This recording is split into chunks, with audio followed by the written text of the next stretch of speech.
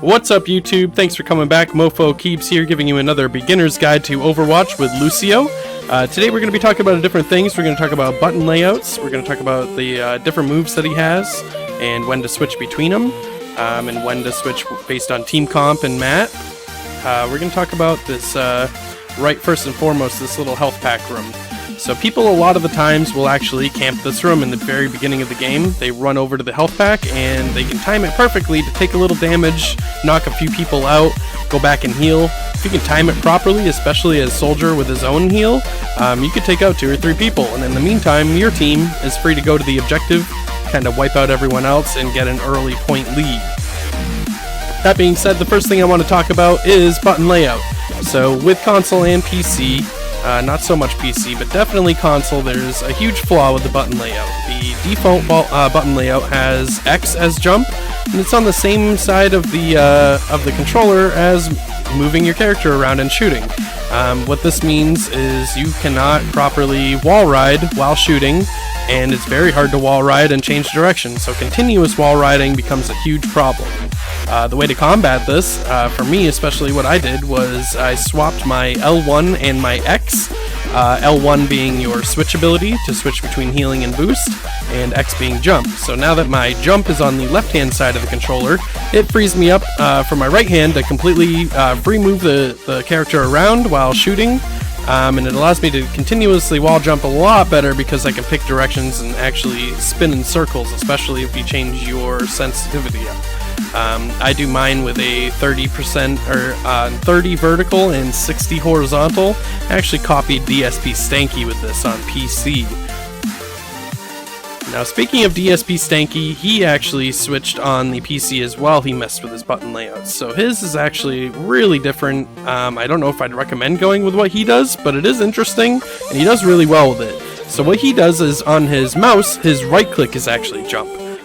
He has all of his boop and his speed changes and melee on the mouse itself, so he has his primary fire, secondary fire, melee, and jump on the mouse. So really all he's doing with his left hand is changing what direction he's going to be moving. This works super well for him. If you haven't heard of him, DSP Stanky, very highly rated, plays almost nothing but Lucio, and he is a Lucio god. I would absolutely, after this video, go into the search bar and type in DSP Stanky. So going through the different moves, like I said, L1 default on console is his switch ability to switch from healing to boost. R1 is to actually amplify that ability, so if you're on healing, it will super heal everyone like I just did. And if you're on speed, it will do a super burst of speed. His other moves are pretty obvious. He has his primary and secondary fire. His primary fire just shoots out a lot of smaller sound waves, and his secondary fire is a boop ability, is what I call it, because it sends out one big shockwave and sends your opponent flying. The boop ability is especially good for not only blowing people away from you when you're being overwhelmed, but you can use it with your map to take advantage. This map, as you see, has a giant hole in the middle. So as I just booped Tracer there, if we were a little closer to that hole, she would have went right down it. This is a huge advantage of him and a few other characters like Farah and Winston. There are a few other characters that do boop abilities as well, especially Roadhog with his ultimate ability. Speaking of ultimate abilities, Lucio's actually will do a huge health increase temporarily. So whoever is in range of him at the moment that he uses it will actually triple or maybe even more health.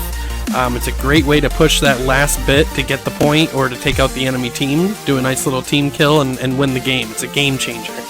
Another game changer would be Reinhardt. Reinhardt just knocks everyone to the ground. It can really wipe the field, and Lucio in combo with that or any other ultimate ability really definitely turns the tide on the enemy team. It's hard to combat it, it really is. I mean, you'd have to kill us 4 times over essentially to combat it or to counter it. Back from the dead.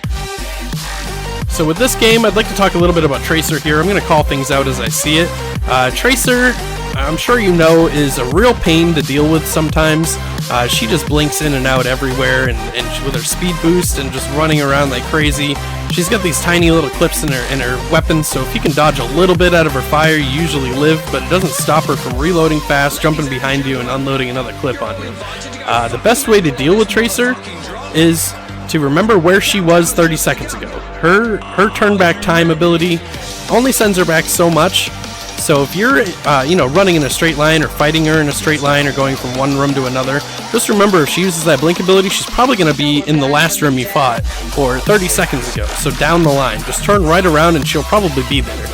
That's the best way to get a hold of her. Yes, she does heal when she does that ability, but if you know where she's going to be, it's a lot easier to just start shooting in that area and then she shows up and she's already in the middle of fire. That's really the best way to get a hold of Tracer, best way to deal with her. I'm going to talk about the ways that you want to switch between healing and speed boost. So I play it by ear technically, but you're really going to play based on what your team comp is. If you have a lot of DPS characters, meaning a lot of people with not so great health and defense, but they do constant damage like Soldier, those people really need to be healed consistently or they're just going to start dropping on you. Reaper, as you can see right there, as I was firing on him, he got down to like half health and he ran right to a health pack. He just ignored me completely. He probably could have killed me just easily, a lot easier than he did there. But he has health management issues. As you see, their enemy healer there is non-existent, so they're really not getting any help, and no support characters are really doing their job on the enemy team here. Partly why, a lot of it has to do with why we're taking the point here and winning the game. So play it by ear. If your team dies, like a lot of your team dies, 3 or 4 people die, I'd recommend running back to spawn if you're still alive and switch to speed boost. When they all respawn, they'll all gather that boost ability and rush back to the point that much faster. There's only so much you're going to do as Lucio all on your own, so really being a team player is huge with Lucio. Lucio can be high risk, high reward though. So if you do jump into battle like crazy and you're constantly switching between speed and heal, and kind of ignoring your team comp and kind of ignoring the support role, you can boop an entire team into a hole, you can win the game, you can get the best kills and the most damage with the healer, essentially, if you really wanted to. This is kind of the approach that DSP Stanky uses, high risk, high reward, because you are very squishy, you die easily. With DSP Stanky though, he literally will switch between healing and boost so fast that you can't touch him, and because of that, it doesn't matter how much health he has if you can't hit him. So high risk, high reward is a way to play Lucio. I kind of sit back a little bit more. I tend to heal a lot with Lucio, and I try to play the support role a lot.